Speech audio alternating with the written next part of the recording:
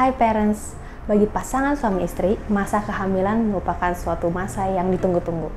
Dan masa kehamilan juga itu salah satu aspek yang berperan besar dalam perkembangan otak anak.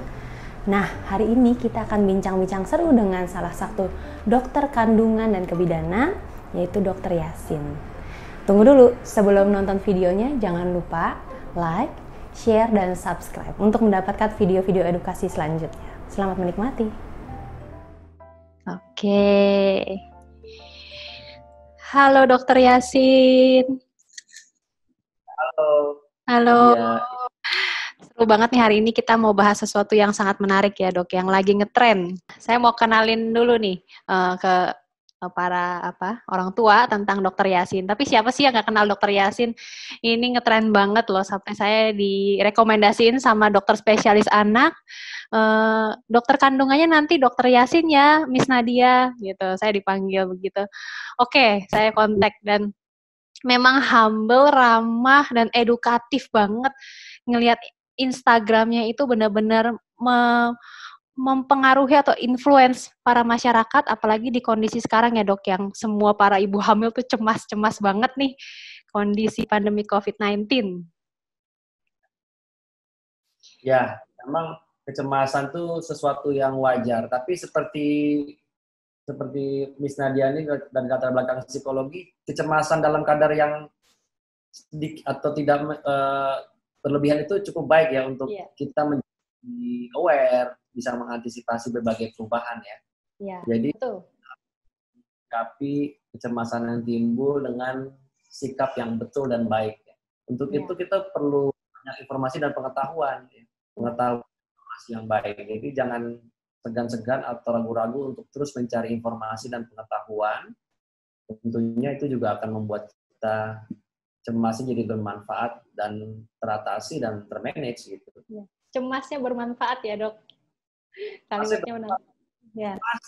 Kita kan, tapi nggak ada hasilnya. Kita manfaatkan.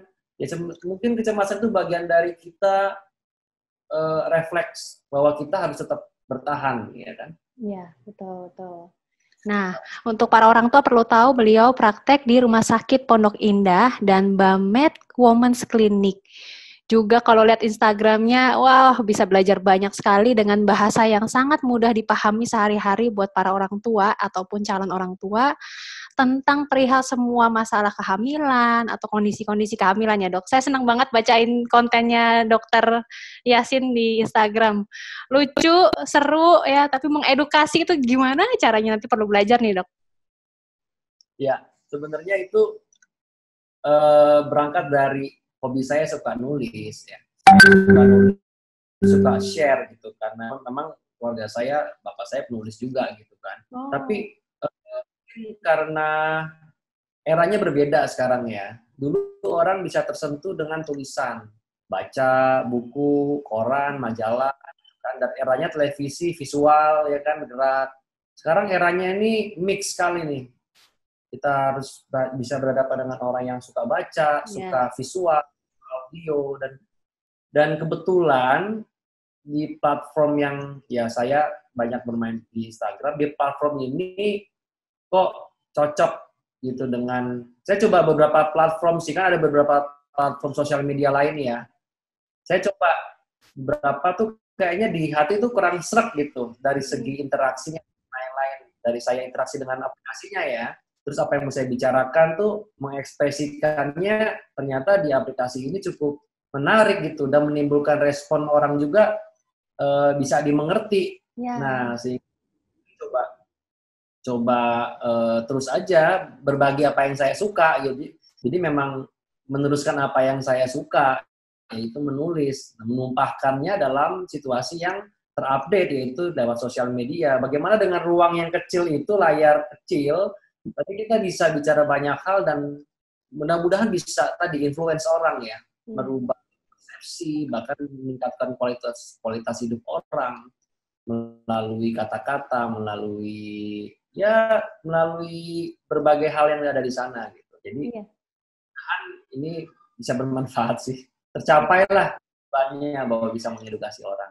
Di tengah banyaknya informasi. Jadi informasi kesehatan yang false gitu, yang salah, hoax gitu kan, mitos itu kan banyak sekali beredar ya. Betul, Dan betul, Dok. juga perlu agresif untuk melawannya gitu.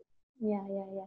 Sampai dulu saya selalu bicara bahwa saya kepengen nih pas mau punya anak tuh udah jadi psikolog anak dulu. Jadi ketika mau punya anak udah jadi psikolog anak, sudah berpraktek juga beberapa tahun. Tapi menghadapi masa kehamilan itu taunya nggak semudah seperti yang ada di buku-buku, Dok.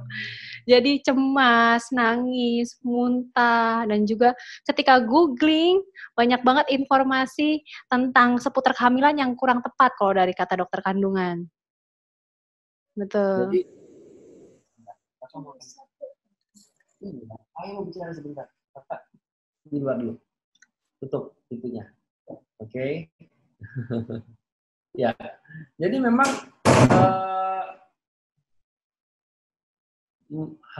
menikah, hamil, melewati kehamilan, menghadapi persalinan, kelahiran anak, itu peristiwa-peristiwa ya baru dalam kehidupan seseorang tentunya kan. Meskipun udah anak kedua, ketiga, pasti aja ada muncul tuh kecemasan-kecemasan. Pasti ada siang serunya juga ya, Dok, ya, di setiap kehamilan ya. Kalau anak pertama sehat, anak kedua hamil lagi, Dok, kok yang kedua nggak kayak yang pertama ya? Tuh dikhawatirkan lagi kan, padahal nggak ada apa-apa.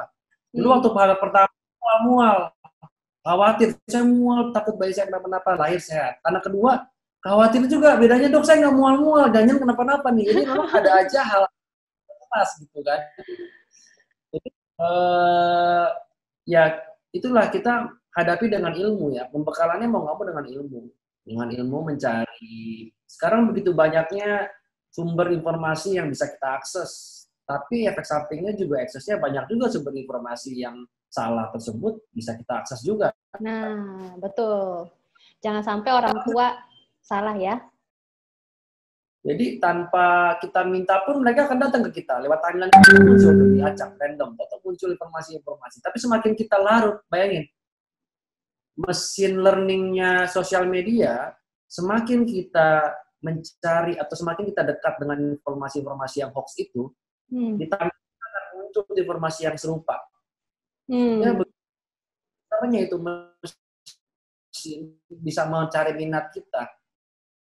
Ya. Jadi makanya dari awal niat kita sudah diluruskan anti hoax dan nomor satu ilmiah. Ilmiah itu artinya apa? Ya ada penelitian yang baik, bukan berdasarkan testimoni atau pengalaman satu orang dua orang. Betul. Memang banyak hal yang belum diteliti, hal yang belum diteliti, namun juga banyak hal-hal yang belum diteliti dan terbukti hasilnya apa. Jadi kalau kita semakin mendekatkan diri pada informasi yang benar, nanti tuh timeline kita juga isinya ya itu semua positif. Gitu. Tapi begitu kita lihat satu kali aja, coba nih yang isinya hoax, nanti akan muncul pula seperti itu. Nah, begitu kita sebagai individu, kalau kita sehari-hari terus berdekat dengan hal-hal yang positif, maka juga itu akan makin menggunung tuh hal positif itu di diri kita. Ya, setuju Dok, setuju. Bagus banget. Kita nggak akan tahu persis. Kita manusia cuma bisa merencanakan. Tadi Miss Nadia bilang, saya mau jadi psikolog anak dulu, saya mau S3 dulu, S4 dulu, S5. Anak, gitu kan. Baru kita mau jadi. Ternyata tidak berjalan seperti itu. Dokter kandungan juga saat dia akan punya anak, dia akan butuh dokter kandungan lain untuk membantunya gitu kan. Iya. Dokter anak, saat anaknya sakit, dia akan butuh dokter anak lain mungkin. Betul. Jadi esensinya adalah kita tidak akan pernah berhenti untuk belajar. Iya. Ini nggak ada sekolahannya. Gitu. Iya. Kuncinya tadi ya Dok ya, untuk para orang tua dan cara orang tua untuk terus belajar. Nah, untuk mau terus belajar dapat informasi tentang seputar kehamilan atau mempersiapkan kehamilan bisa langsung follow Instagramnya Dokter Yasin juga karena semua informasinya edukatif sekali dan dibawakan dengan sangat lucu, sangat seru. Wah, seru. Bacanya tuh bukan kayak lagi belajar loh, Dok. Kayak lagi bener-bener refreshing gitu. Jadi sangat menarik. Beberapa mahasiswa kesehatan ada bidang kedokteran dan lain-lain, dia bilang suka baca Instagram saya, katanya itu kayak kuliah. Saya bilang, tapi kalau tanya dosen jangan bilang dari saya ya. Ya, jadi ya sebenarnya gini, keterbatasan kita tadi dalam ilmu dan lain-lain juga diimbangi dengan kita kan makhluk sosial. Iya. Ya, kita jangan takut cari bantuan. Iya. Gitu.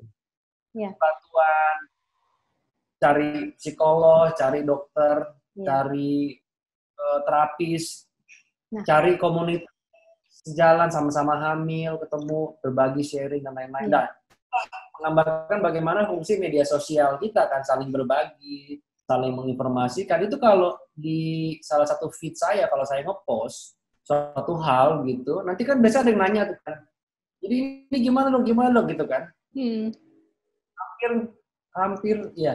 Hampir saya jarang lihat pertanyaan itu udah dijawab sama orang lain ternyata gitu loh. Jadi komen itu yang nanya, dok saya gini gimana ya, ada yang jawab yang lain tuh. Jadi insting untuk saling membantu itu juga tinggi gitu. Jadi saya belum jawab udah dijawab sama follower yang lain. Iya. Karena follower yang lain udah dapat informasi, udah belajar banyak dari dokter juga ya. Karena berarti nggak apa-apa lah. Jadi halaman saya dipakai orang untuk berbagi hal yang positif.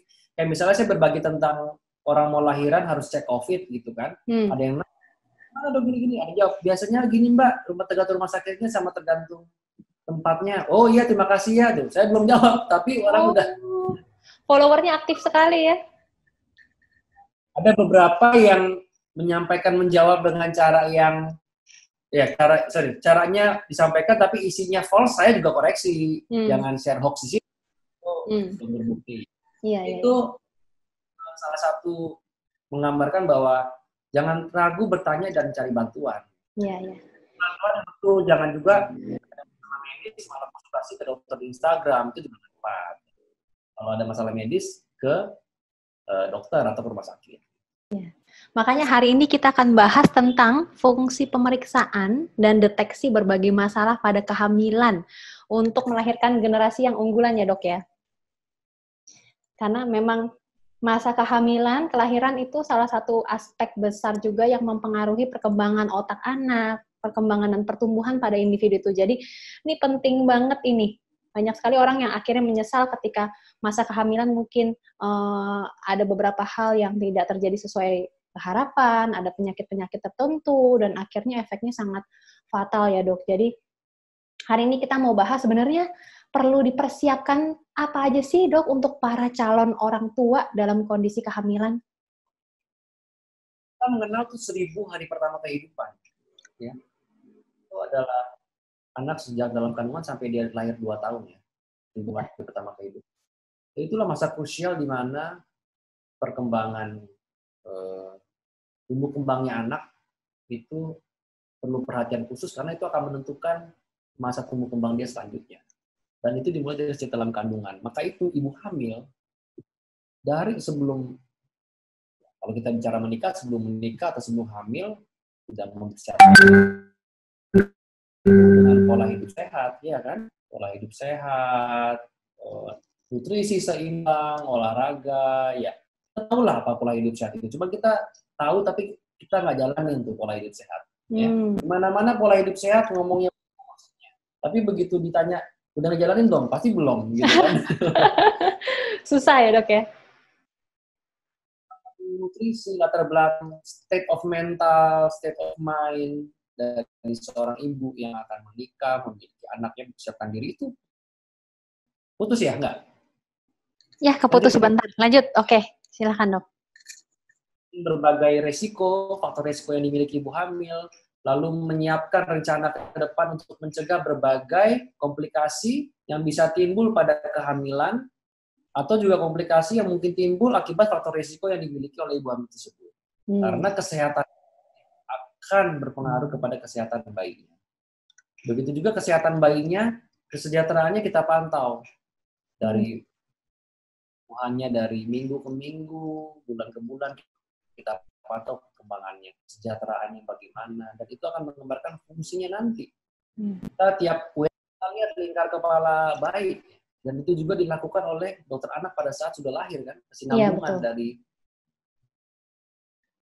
masa kehamilan, kita ukur lingkar kepala itu sekitar 14 minggu, dan itu merefleksikan perkembangan otak, ya kan? Iya.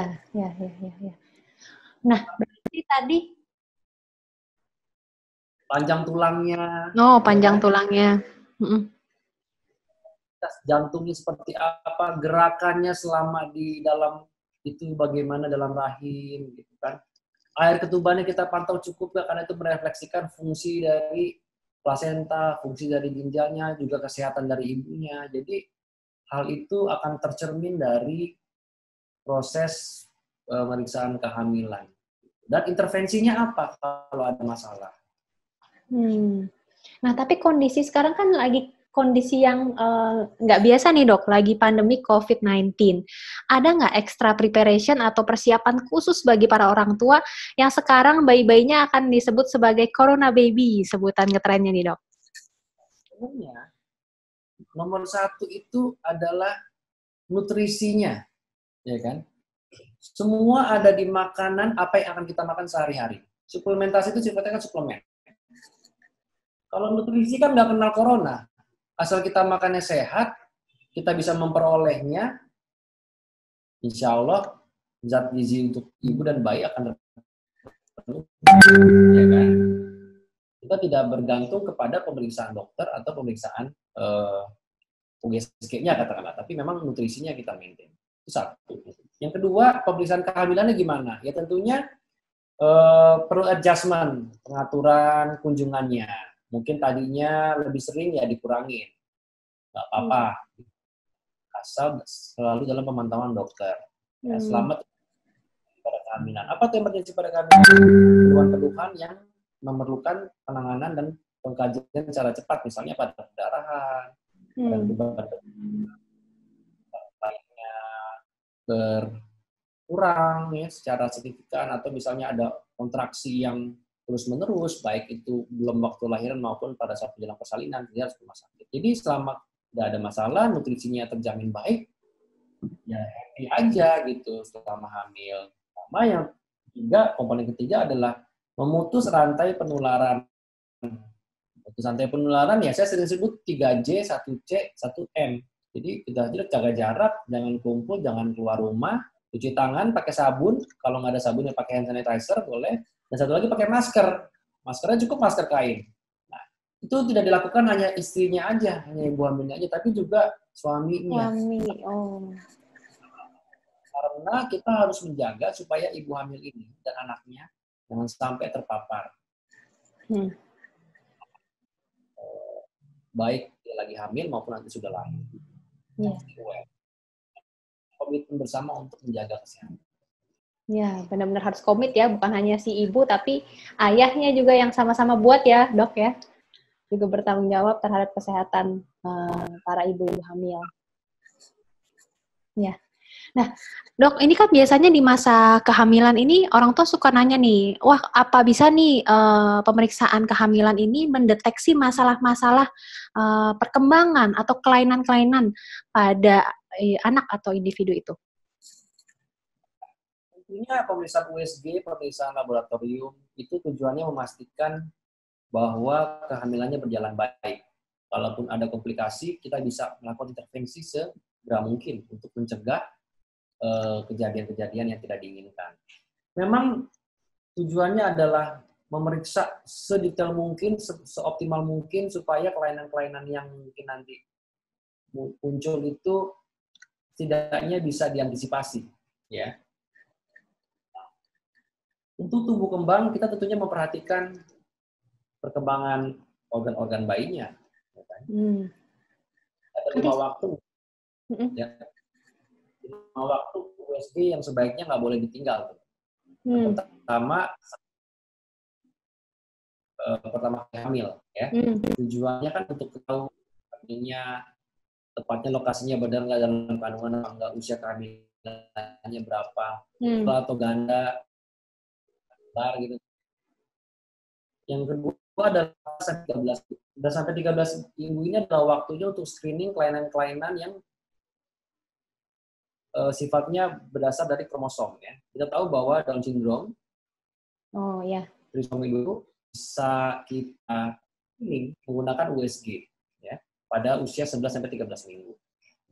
Dan sekarang sudah ada pemeriksaan darah yang non-invasif, rectal test, kita bisa tahu kondisi kromosom janin melalui darah ibu, ya, lengkap. Nah, tentunya ada kekurangan kelebihannya.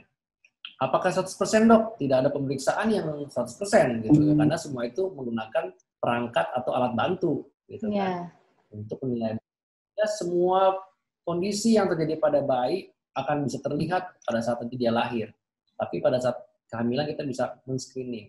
11-13 minggu kita bisa melakukan screening. Namanya anti-scan, dilihat nukelnya darah leher belakang, dilihat apakah ada pembesaran atau tidak. Oh, ada kelainan-kelainan juga yang lain ya dari lehernya. 18-24 minggu, timing yang ketiga, kita comprehensive malformation scan. Jadi dari otak, dari kepala sampai dari jari kita scan semua kelainan. Dari otak, strukturnya gimana? Biasanya otak tuh ada struktur garis tengahnya, ada otak. Lalu dilihat dari matanya kelihatan, dilihat tulang hidungnya, dilihat bibirnya, hidungnya. Lalu dilihat bagian tulang punggungnya, ada masalah apa enggak, ada stina bifida apa tidak, pada ibu-ibu yang kurang asam folat, bisa ada gangguan pembentukan saraf. Lalu rongga dadanya dilihat, struktur jantungnya, anatominya, parunya bagaimana, lalu dilihat lambungnya, jadi lengkap sampai ke bawah. Detail banget ya dok? Kandung kemihnya dilihat, struktur umbilical cord-nya juga dilihat, panjang gimana, ada nggak kelainan-kelainan yang short limb nih gitu, bisa kelihatan.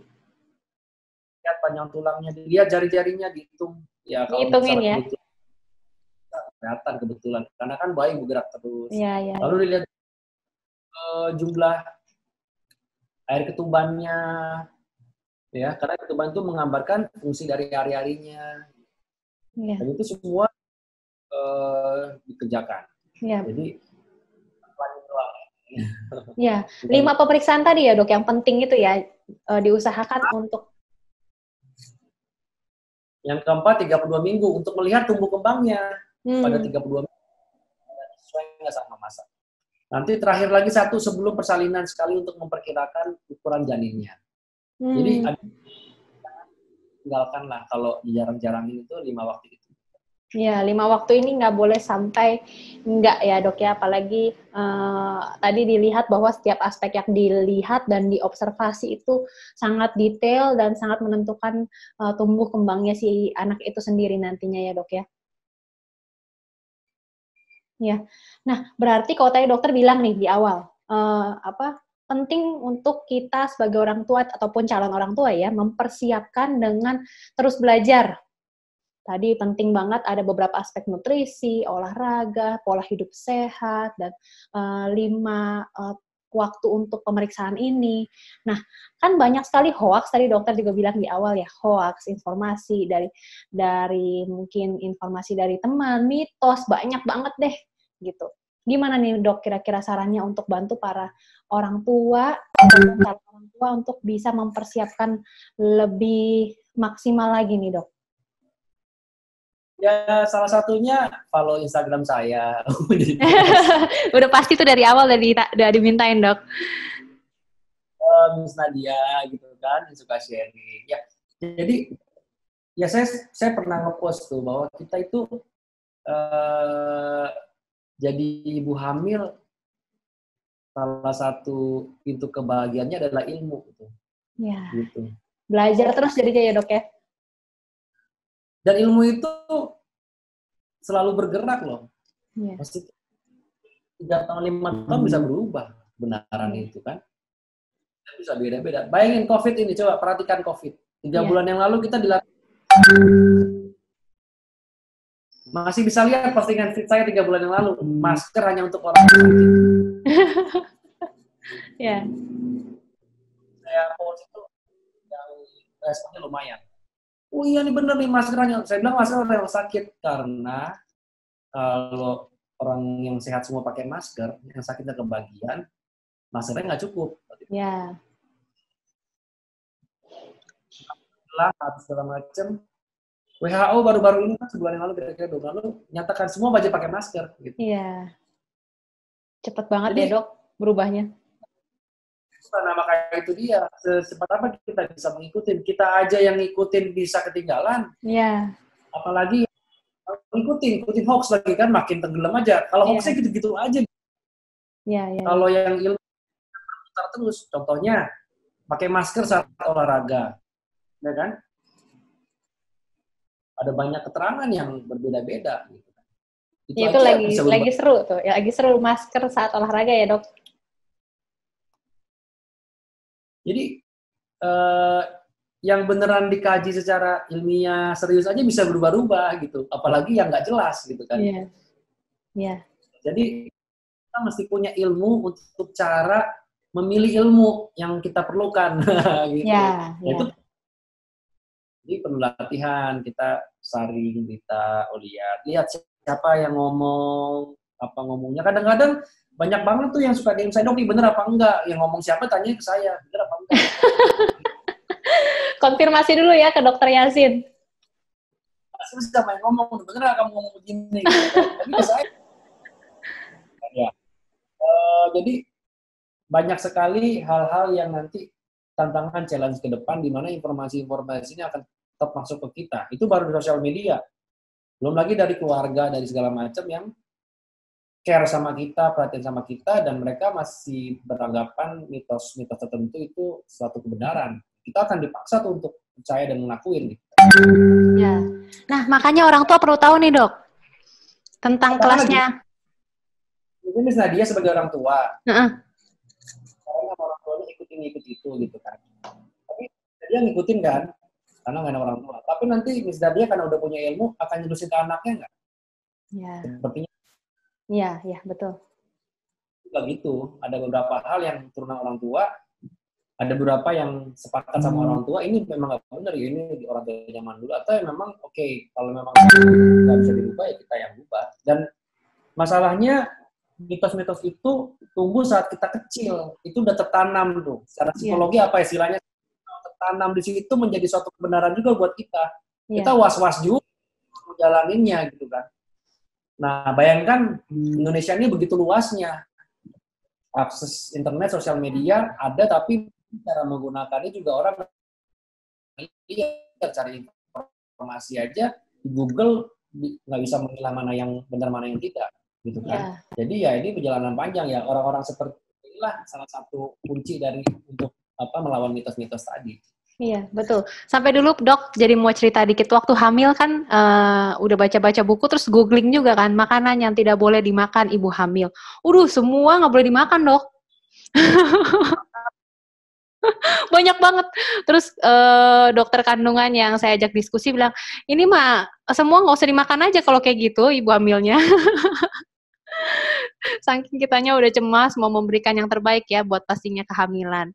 Nah, untuk orang tua nih perlu tahu ya dok, Dokter Yasin akan membawakan kelas-kelas di kegiatan enrichment class buat para calon orang tua, buat ibu hamil dan pasangannya, untuk nanti diedukasi seputar persiapan apa yang perlu dilakukan lebih detail lagi, tentang apa nutrisi, mungkin pola sehatnya seperti apa, proses pemeriksaannya bagaimana, supaya kehamilannya bisa dalam kondisi sehat ya dok, dalam kondisi optimal gitu. Nah, orang tua nanti bisa join kelasnya Dokter Yasin, langsung kontak ke admin GCDC untuk join kelasnya karena tempatnya juga sangat terbatas.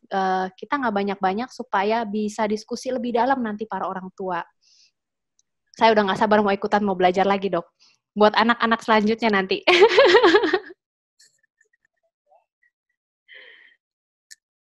Ya. Oke, thank you dok buat hari ini. Ngobrol seru, banyak banget belajar ya dok.